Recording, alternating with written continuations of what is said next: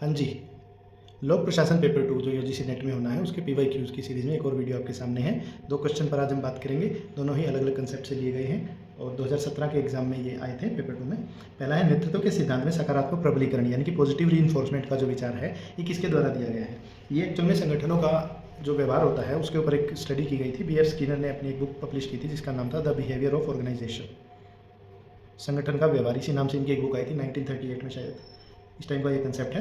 तो इसमें उन्होंने क्या किया था, इसमें उन्होंने बताया था कि किसी भी संगठन के अंदर जो व्यवहार है उसको आप एक तरह से गाइड कर सकते हैं, आप तय कर सकते हैं कि किस तरह से आपके जो कर्मचारी है वो व्यवहार करेंगे। उसके लिए आपको क्या करना होगा, उसके लिए आपको जो है किसी तरह का प्रबलीकरण करना होगा, रीइंफोर्समेंट करना होगा, यानी किसी चीज़ को बढ़ावा देना होगा। तो ये प्रबलीकरण उन्होंने 2 तरह का बताया था, पॉजिटिव रीइंफोर्समेंट यानी कि सकारात्मक प्रबलीकरण और नेगेटिव रीइंफोर्समेंट नकारात्मक प्रबलीकरण। जिन चीज़ों को आप बढ़ाना चाहते हैं, जिस तरह के आउटपुट आप ज़्यादा चाहते हैं, उनको तो पॉजिटिव रीइंफोर्समेंट कीजिए। जिन्हें हटाना चाहते हैं आप कर्मचारियों के मन में से, जिस तरह की आदतों को आप कम करके और अपना जो आउटपुट अच्छा लेना चाहते हैं, उनको नेगेटिव रीइंफोर्समेंट दीजिए। इसके अलावा एक पनिशमेंट का कंसेप्ट उन्होंने दिया था कि अगर संगठन में कोई कर्मचारी कोई गलत काम करता है तो उसे सज़ा दी जाए और सज़ा जो है सज़ा के तौर पे उसकी आलोचना की जाए, उसे जो है किसी तरह की रिस्ट्रिक्शन में, अनुशासन में रखा जाए, किसी तरह की वार्निंग दी जाए। इससे भी ज़्यादा अगर कुछ काम हो जाता है तो एक्सटिंक्शन का उन्होंने दिया था, यानी कि उस चीज़ को उस समूह से, उस संगठन से अलग ही कर दिया जाए, बिल्कुल हटा दिया जाए। तो रीइंफोर्समेंट के भी 2 स्वरूप हो गए, पॉजिटिव और नेगेटिव हो गया, और पनिशमेंट के भी 2 स्वरूप हो गए, बेसिक पनिशमेंट और एक्सटिंक्शन।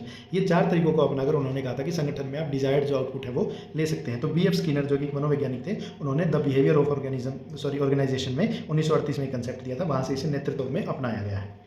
अगला प्रश्न है, पर्यवेक्षण में विशेषज्ञता की वकालत करते हुए एफडब्ल्यू टेलर ने निम्नलिखित में से कौन सी सिफारिश की थी?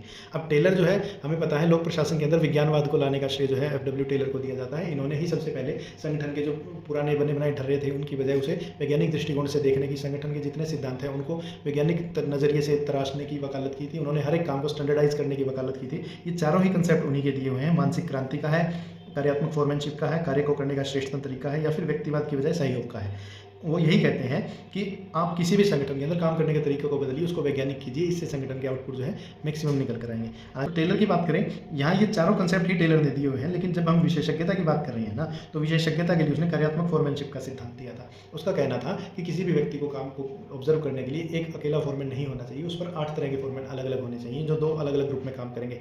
एक होगा जो उसको फंक्शनल को देखेगा और एक जो होगा उसके रूल्स वगैरह बनाने को देखेगा। इन चीज़ों पर, इन सारी बातों पर डिटेल में बात की गई है एफडब्ल्यू टेलर पर डेडिकेटेड वीडियो में, जिसका लिंक आपको यहाँ स्क्रीन पे मिल जाएगा। और वो एक पूरी प्लेलिस्ट है जिसके अंदर लोक प्रशासन के ज़्यादातर विचारकों को, जितना मैं अब तक कवर कर पाया हूँ, उनके वीडियोज शामिल हैं। इसके अलावा भी वो रेगुलर टाइम पे अपडेट होती रहेगी।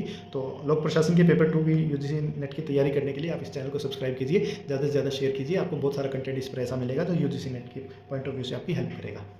यूजीसी नेट की आप अच्छे से तैयारी करते रहिए। हम किसी और वीडियो में मिलते हैं। All the best.